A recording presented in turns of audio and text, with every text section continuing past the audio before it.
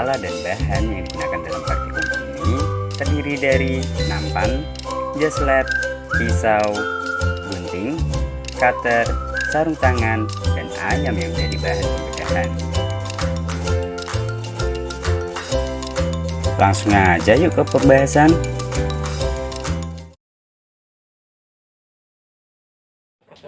Baik, assalamualaikum warahmatullahi wabarakatuh. Salam swastiastu, namo buddhaya, salam kebajikan bagi kita semua.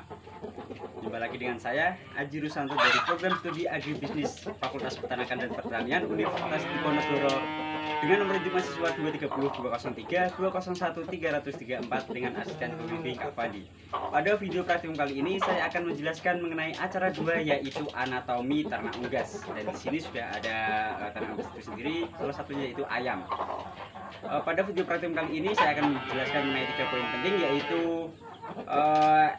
bagian eksterior dari tubuh ayam, kemudian bagian interior, dan penyakit serta pencegahan dari penyakit yang menyerang ayam itu sendiri. Langsung saja ke bagian eksterior ayam. Yang pertama ada kepala, ini kepala, kemudian jengger dan paruh yang digunakan untuk mematuk pakan sehingga masuk ke dalam tubuh dari ayam itu sendiri. Kemudian ada leher, dan bagian depan ada dada dan sayap yang digunakan untuk terbang dan membantu dalam gerak. Kemudian bagian belakang ada ceker, kemudian ada paha dan ada ekor yang digunakan untuk keseimbangan. Kemudian untuk sistem perlindungan dari ayam sendiri yaitu ada kulit dan bulu. Kulit yang berfungsi sebagai pelindung terhadap temperatur dari lingkungan serta melindungi tubuh ayam dari mikroorganisme dari luar.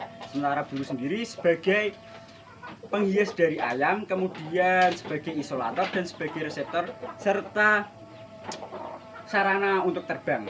Ya, itu yang mengenai bagian eksterior dari ayam.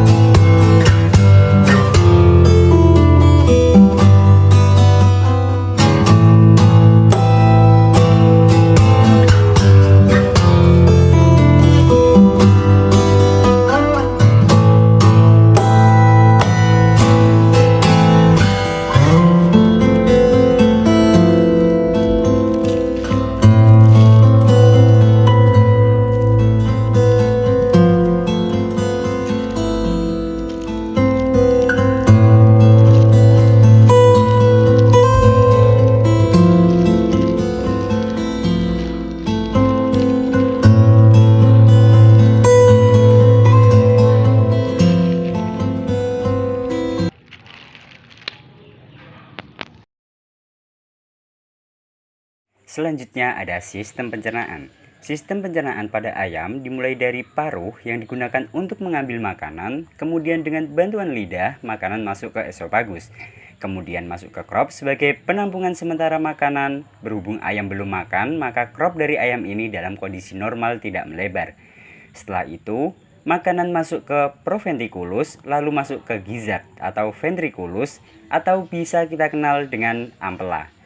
Kemudian makanan masuk ke usus halus yang diteruskan terjadi disgesti dan penyerapan nutrisi. Di bawah usus halus ada percabangan dua usus yaitu usus buntu. Kemudian makanan masuk ke usus besar dan mengalami penyerapan air dan keseimbangan elektrolit sebelum masuk ke kloaka. Setelah itu makanan masuk ke kloaka dan keluar berupa kotoran lewat lubang anus.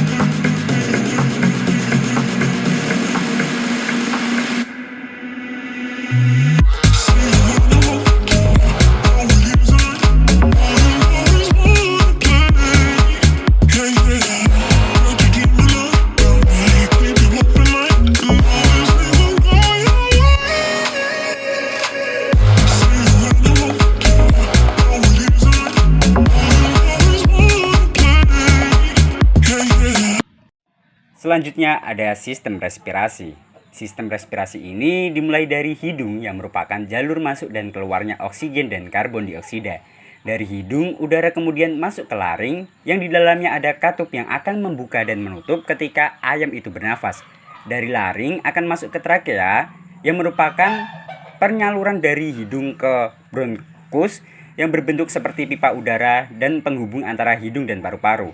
Dari trakea bercabang dua yang disebut sebagai bronkus dan udara mengalami penyaringan lagi di bronkus. Kemudian bronkus bercabang lagi menjadi beberapa percabangan yang disebut sebagai bronkeolus yang ujungnya terdapat gelembung-gelembung kecil yang disebut alveolus yang merupakan tempat pertukaran oksigen dan karbon dioksida.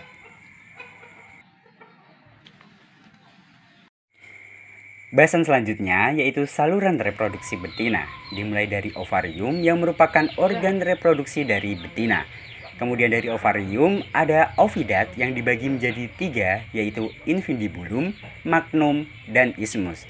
Kemudian ada uterus, namun berhubung ayam ini masih belum kelihatan, jadi uterusnya belum kelihatan dengan jelas. Dari uterus kemudian ke vagina dan keluar menjadi telur melalui kloaka.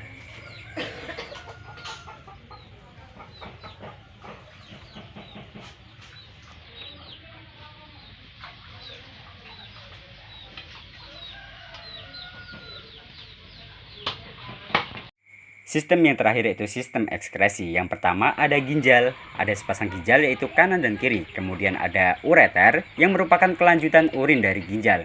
Urin yang terbentuk ini akan masuk ke kloaka karena ayam tidak memiliki kantong urin, jadi urin yang terbentuk dari ginjal langsung masuk ke kloaka. Urin ini masuk ke bagian urodium yang ada di kloaka, kemudian dikeluarkan dalam bentuk urin.